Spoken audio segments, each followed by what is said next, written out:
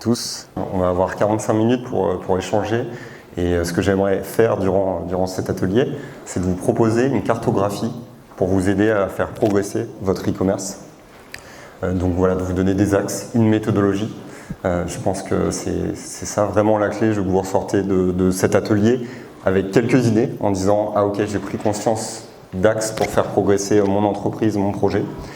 Et donc voilà, avant de commencer, je voudrais faire juste un petit sondage pour personnaliser un petit peu cet atelier. Je voudrais savoir qui est e-commerçant dans la salle, si vous pouvez lever la main. Super. Qui a pour projet de lancer un site e-commerce? Ok, très bien. Du coup, voilà, ça va me permettre de personnaliser tout mon discours, de vous donner vraiment des clés si vous avez la majorité, vous avez déjà un site e-commerce, et de vous donner vraiment des axes de progression, comment franchir différents paliers. Généralement, on parle de cycle de croissance. On arrive à se développer au départ et puis on atteint un plafond.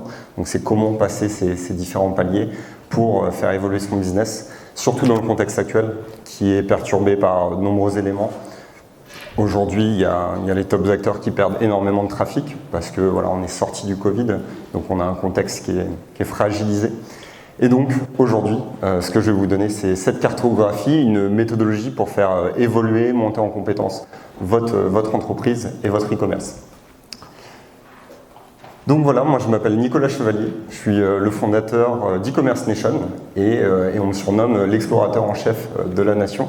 Et vous avez reçu un passeport pour la nation sur vos chaises, distribué par les explorateurs. Et donc aujourd'hui, je vais vous emmener en mission, on va partir ensemble en mission vers cette nation pour vous faire découvrir l'univers du e-commerce et les clés.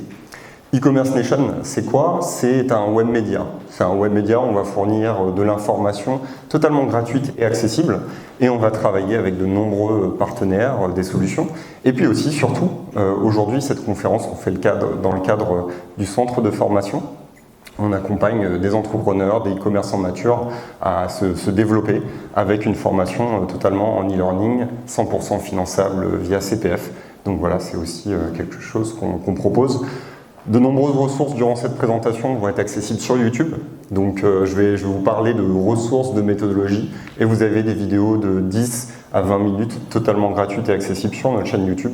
Donc voilà, vous pourrez également les découvrir. Dans ce contexte-là, le e-commerce, c'est quelque chose de récent. Dans mes conférences, je dis que le e-commerce, c'est un petit peu comme mon petit frère. Ça a seulement 20 ans, ça continue de se développer et on voit des innovations chaque semaine. Les réseaux sociaux, les places de marché, ça évolue énormément et très vite. Et du coup, pour un e-commerçant, c'est super complexe de garder cette vitesse, de savoir tout ce qui se passe sur Internet et puis d'élargir ses compétences en même temps que le marché. Et donc cette logique de priorisation dans un contexte qui évolue fortement, demain voilà, on a un site e-commerce, je dois savoir tout faire, la logistique, l'IT, le marketing, connaître les nouvelles plateformes, c'est quasiment impossible et donc c'est important de savoir prioriser tous ces éléments-là. Donc c'est dans ce sens-là qu'on a construit ce média, une communauté en France et à l'international. Et e-Commerce Nation se veut ce portail des professionnels du e-commerce. Petit sondage, qui connaissait déjà e-Commerce Nation avant de venir, si vous pouvez lever la main. Très bien. Il nous reste du travail à faire, c'est bien, c'est parfait. Du coup, on commence par cette première étape. J'ai découpé en plusieurs étapes pour vous accompagner dans cette prise de conscience, de faire un bilan de compétences et savoir comment faire évoluer votre stratégie. Premier élément, même si vous êtes un e-commerce mature, c'est de se poser certaines questions. Premier élément, c'est pourquoi une activité e-commerce? Ça paraît banal, mais quand on accompagne des sites e-commerce, on se dit on a pris le e-commerce pour prendre le e-commerce. Bon. C'est pas une motivation suffisamment forte. Pourquoi se poser cette question-là? Parce que ça va décider du reste de votre stratégie. On se dit, je vais faire du e-commerce, mais derrière, je vais pas forcément mettre les investissements, mettre les ressources derrière. Et donc, il faut que ce pourquoi, il soit suffisamment solide. Est-ce que vous êtes convaincu que c'est un virage à prendre pour votre industrie, pour votre entreprise? Est-ce que vous êtes convaincu que c'est le futur de votre entreprise? Mais généralement, quand je vois des entreprises qui essayent de faire du e-commerce en parallèle comme une activité secondaire, mais c'est pas une impulsion et un virage totalement décidé, c'est difficile à mettre en place et à prendre ce virage. Donc, élément super important de questionner sur ces opportunités, les nécessités, la cohérence et l'histoire de l'entreprise. Comment faire que l'histoire de votre produit, de votre entreprise va être en cohérence avec ce projet e-commerce? Et ça va être la clé de mon message sur demain, si vous re-questionnez sur votre positionnement et sur votre développement, cette cohérence, un alignement entre vos valeurs, entre votre histoire et puis ce futur que vous allez dessiner. Votre structure actuelle est-elle prête au e-commerce? Question aussi très banale, mais je le vois sur des structures très matures qui prennent ce virage du e-commerce et qui veulent se développer. Parfois, la vision du dirigeant n'est pas alignée avec cette volonté du e-commerce. Ça passe par l'intérêt du digital. Est-ce que le management va dans cette direction du digital, connaît les enjeux, connaît les plateformes? Et donc, il y a un vrai sujet d'acculturation pour pousser cette vision et avoir un vrai investissement des équipes. On va retrouver d'autres éléments, je l'ai évoqué tout à l'heure, la priorité, les ressources, les recrutements. Généralement, on dit le e-commerce en ligne, c'est un budget à allouer, mais derrière, il faut une vraie compréhension des équipes. Je le vois sur des activités peut-être retail qui attaquent le e-commerce. On va avoir des vendeurs en magasin qui se sentent en concurrence par rapport au site e-commerce. Et donc ça, c'est un gros sujet, encore une fois, d'acculturation et de vision. Le dirigeant, pour impulser ce projet e-commerce, doit dresser un horizon, une ligne d'horizon, pour que les forces de vente puissent se projeter dans ce projet et dans cette transition qui est 360 pour la totalité de l'entreprise. Des objectifs, bien sûr, qui vont être détaillés derrière. C'est un élément qui est très important pour des entrepreneurs, mais aussi des structures plus matures, parce que c'est ce qui va vous permettre de vous réorienter. Définir des objectifs à 6 mois, vous les atteignez très bien, vous pouvez continuer, vous ne les atteignez pas, ok, questionnez-vous sur votre stratégie, est-ce qu'elle est toujours bonne, et questionnez vos leviers, votre méthodologie pour aller vers ces objectifs. Donc, cette logique de temps est vraiment importante parce que généralement, on se lance sur un projet e-commerce, mais je n'ai pas d'horizon. Du coup, je ne peux pas me remettre en question. Ça, pour toutes les structures, vraiment important, des horizons court terme et long terme pour voir si votre vision est alignée avec vos objectifs et de continuer à développer votre projet. Quelle est mon histoire, mes valeurs? Ça, super important. On va appeler ça une logique triangulaire. Véritablement, on le voit dans les meilleurs sites e-commerce qui fonctionnent aujourd'hui. C'est un alignement entre l'histoire du fondateur, l'histoire de la marque et l'histoire des produits. Quelle est mon histoire en tant que personne? Quelles sont mes valeurs par rapport à ça? Est-ce que je vais les retrouver dans la marque? Et après, mes produits, qu'est-ce qu'ils vont incarner et vont développer ça? On le voit, par exemple, Slip Français, quand ils développent de nouveaux produits, ils vont se questionner sur l'histoire du produit. Et l'histoire de ce produit-là, ça va être aligné avec leurs valeurs. Si je développe une nouvelle marinière, ok, je vais puiser sur des références qui sont basées en Normandie, en Bretagne, peut-être creuser sur cet élément-là, voir par rapport à leur ADN du Made in France. Bref, on va voir vraiment une logique qui est vraiment importante et qu'on va retrouver pour tous les business, B2C, B2B, vraiment essentiel, et qui va définir votre positionnement.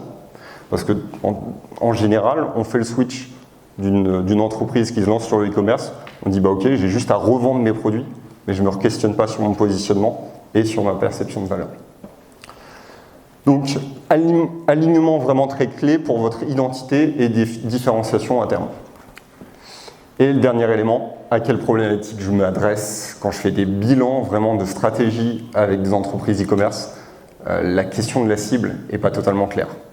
Je dis, ok, j'essaye à vendre à ces populations-là ou à telle ou telle personne, mais de re-questionner vos personas, de dire ok, non, mon client c'est lui et ses besoins c'est ça, c'est vraiment important d'avoir une image claire dessus. Et derrière, la valeur perçue, quelle problématique vous résolvez, comment vous vous positionnez par rapport à l'ensemble du marché. Parce que sur Internet, la pire des choses, c'est de tomber dans une concurrence de prix.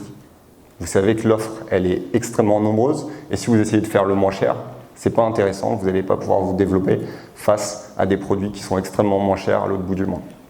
Donc la différenciation et le positionnement sont vraiment essentiels par rapport à cet alignement de vos valeurs et de votre cible. Donc voilà, ça vous fait un petit sommaire contextuel de se dire, ok, est-ce que ces éléments-là, ils sont clairs pour vous aujourd'hui?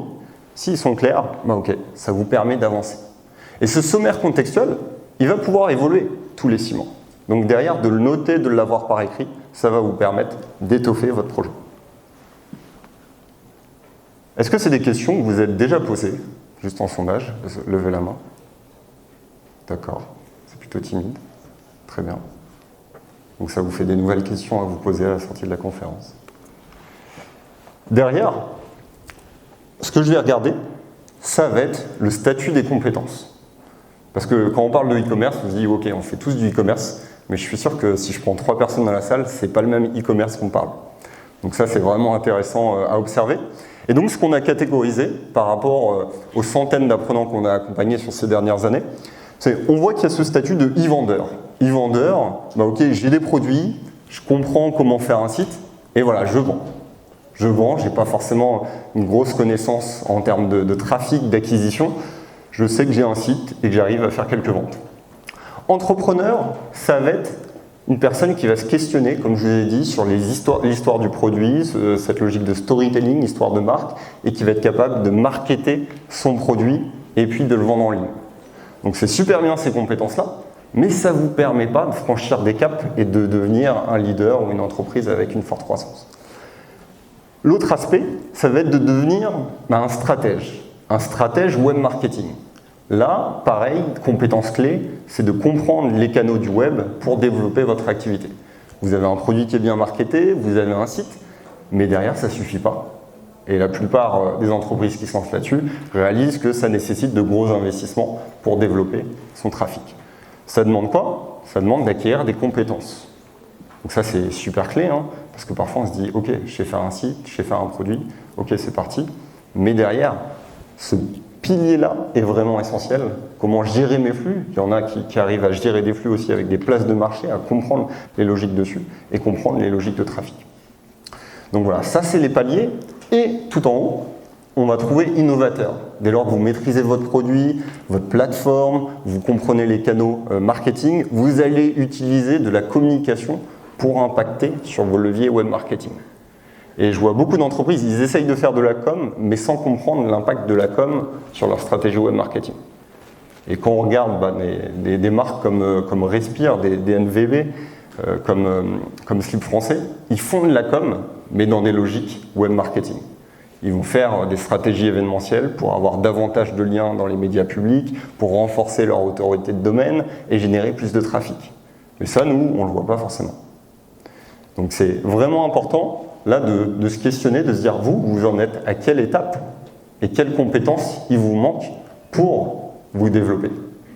Et parallèlement, ce qu'on a identifié, c'est que votre marge et votre prix va dépendre de la perception de produit selon vos compétences. Si demain vous avez une très forte communication et un savoir-faire là-dessus, vous allez avoir une grosse capacité d'acquisition et donc vous allez pouvoir vendre plus cher vos produits. Donc vos compétences est vraiment un paramètre essentiel dans votre rentabilité et le développement de votre entreprise. Troisième élément, se poser la question sur la cartographie concurrentielle. Pas très complexe, totalement simple, mais encore une fois, c'est pour avoir de la visibilité sur votre stratégie et votre écosystème. De demander aux concurrents, il y a beaucoup de sites e-commerce, je leur dis c'est qui votre concurrent? Ils me disent Amazon. Bon, c'est difficile à observer à Amazon et d'aller concurrencer Amazon, mais vous avez peut-être d'autres spécialistes et vous allez étudier ces sites spécialisés ou des sites pas forcément en direct, mais que vous souhaitez observer en termes de taille, de développement et de stratégie. Donc voilà, prix élevé, prix faible. Donc déjà de se positionner, de se questionner à l'instant T et comment vous voulez faire évoluer votre positionnement. Est-ce que vous voulez vendre plus cher? Et c'est une tendance qu'on a vue notamment dans la conférence que j'ai donnée avec Steerfox, c'est que sur le début d'année, il y a 42% des e-commerçants qui ont augmenté leur prix. Et c'est quelque chose qui va continuer à se passer du fait du contexte de l'inflation. Sur le début 2023, je suis persuadé que cette stat, elle va augmenter par la suite. Donc voilà, augmenter ses prix si on n'a pas une valeur perçue forte par les utilisateurs, c'est vraiment problématique parce que vos taux de conversion, ils vont tout simplement baisser. Une fois que vous avez cet élément-là, vous avez défini votre sommaire contextuel, vous comprenez votre concurrence, vous avez déterminé un peu les compétences que vous avez. Maintenant, c'est de comprendre votre tunnel d'achat. Voilà, tout le monde parle de tunnel d'achat. Encore une fois, ce qu'il faut, c'est que ça soit très simple et vous puissiez l'illustrer de manière écrite, d'avoir un support pour vous, votre entreprise, mais aussi vos équipes. Donc on va retrouver des étapes clés, attirer, interagir, convertir, fidéliser. Et donc on va partir d'un inconnu qui va découvrir ma marque, mon produit, et de finir un ambassadeur. Et la plupart des e-commerçants, ils s'arrêtent une étape trop tôt. Ils s'arrêtent au niveau des clients. Ils disent, ok, je vais attirer des gens pour que ça devienne des clients. Non, ça ne fonctionne pas. Clairement, l'objectif, c'est que ce soit des ambassadeurs qui recommandent votre produit, qui soient proactifs, qui laissent un avis et qui aient une expérience extrêmement positive. Pourquoi ça?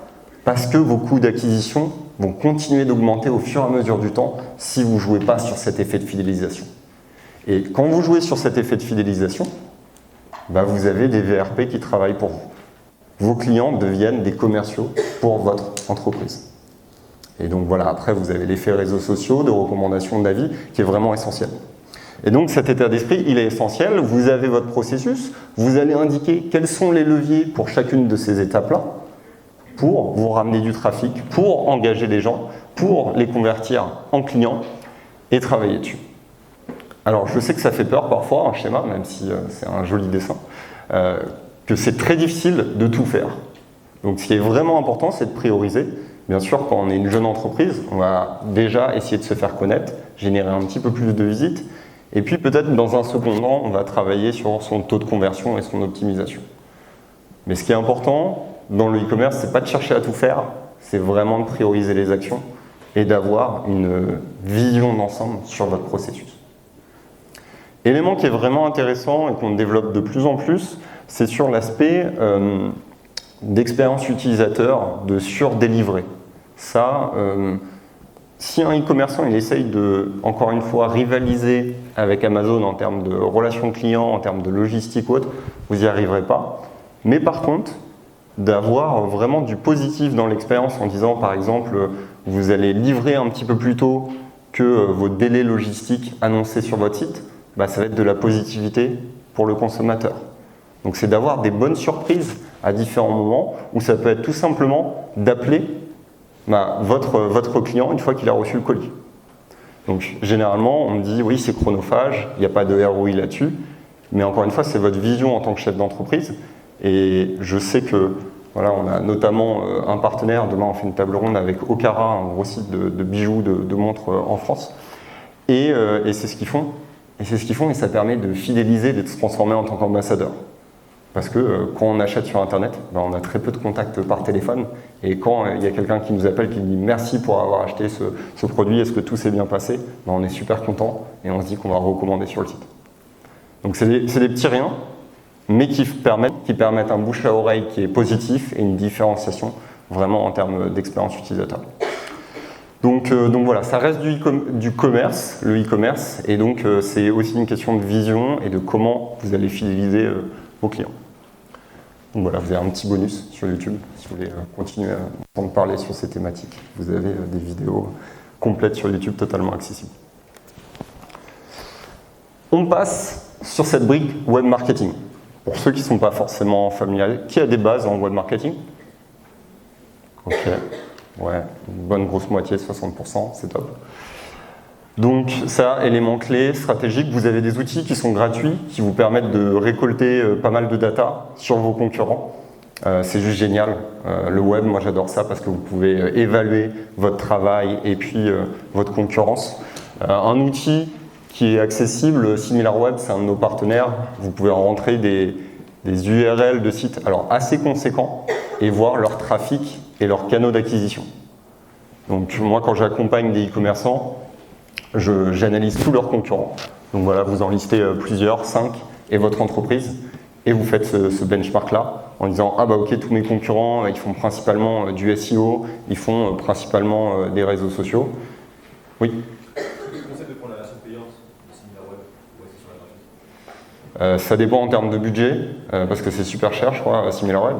Donc, si tu peux la prendre en payante et que la donnée t'apporte, tant mieux, mais je pense que tu n'as pas une grosse valeur ajoutée à la prendre en payant, sauf si tu es un site e-commerce qui fait énormément de chiffre d'affaires et qui a un enjeu vraiment stratégique dans ton développement, peut-être international, ça peut valoir le coup. Donc, mais la version gratuite, je la trouve vraiment très riche et nous on utilise la version gratuite quand on accompagne des acteurs. Donc, Quand vous êtes un petit site et que vous analysez vos concurrents, vous ne voyez pas forcément de données, donc parfois il faut regarder un petit peu plus les plus gros acteurs.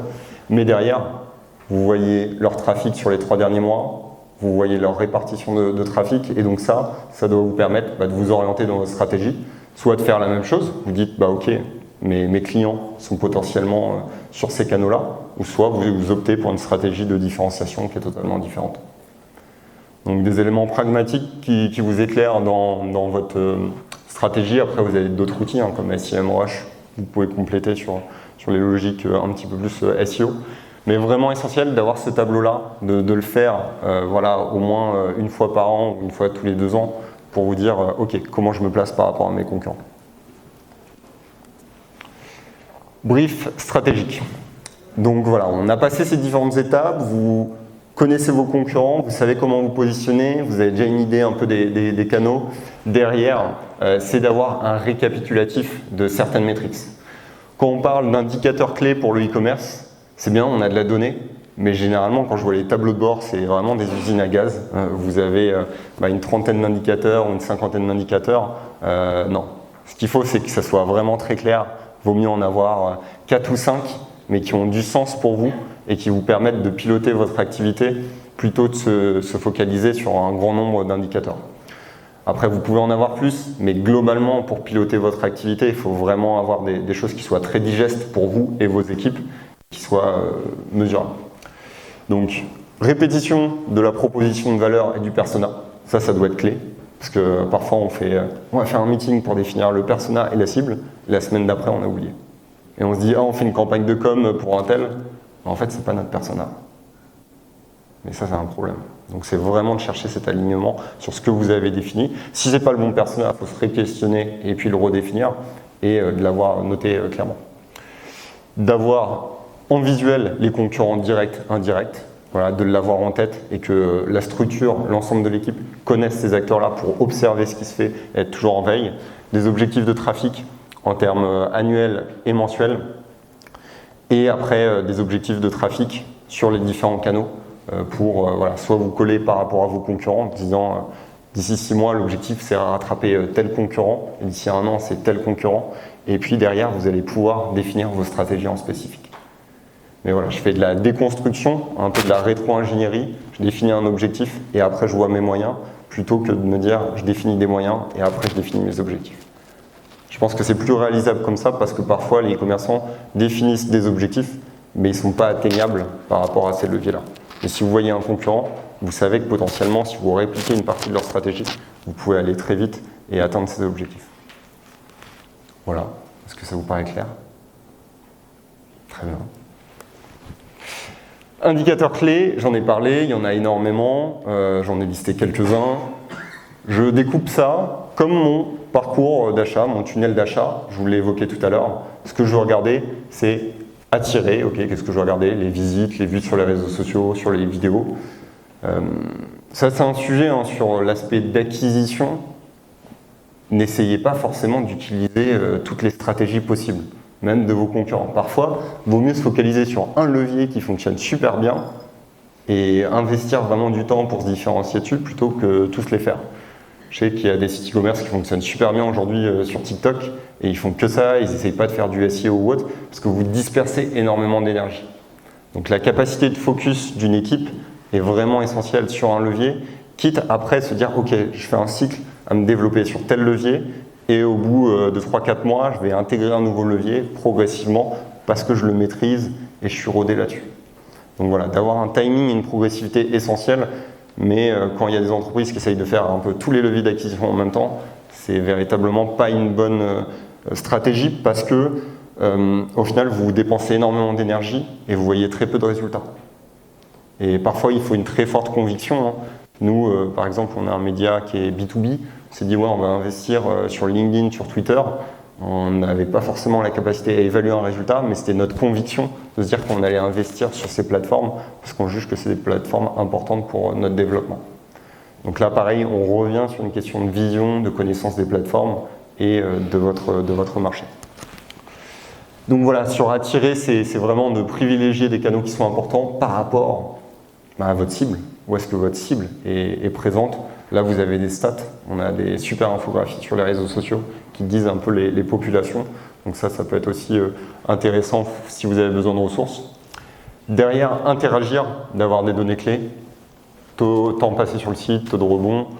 Ça, je pense que c'est vraiment intéressant. Abonner à la newsletter, d'avoir des gens qui s'abonnent à vos réseaux sociaux, à votre newsletter.